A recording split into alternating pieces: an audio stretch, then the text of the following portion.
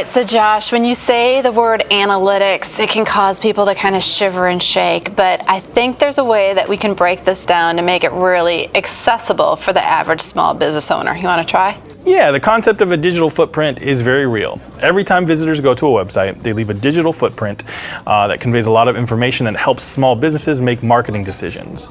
But the data has to be accessible, and that's where Google Analytics comes in. So basically, every small business really should be taking advantage of Google Analytics. Exactly. It's a free tool and considered the industry standard when it comes to tracking and organizing website data.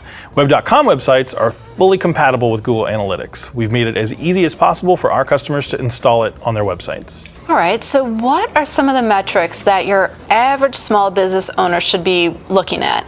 Once you set up Google Analytics, you're likely to log in and quickly realize there's a lot of information included in the platform. It offers multiple categories and types of metrics that you can track. So small businesses should focus on data related to two key areas: traffic and user engagement. So understanding how much traffic is hitting your site over a certain period of time is a really important thing to be looking at. It is, and where that traffic is coming from is also important. Each person coming to your website is called a visitor, and those visitors make up your traffic.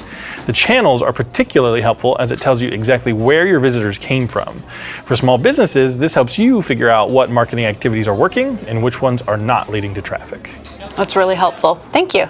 I'm Josh with Web.com. We help over 3 million small businesses thrive online. Let us help you build your business.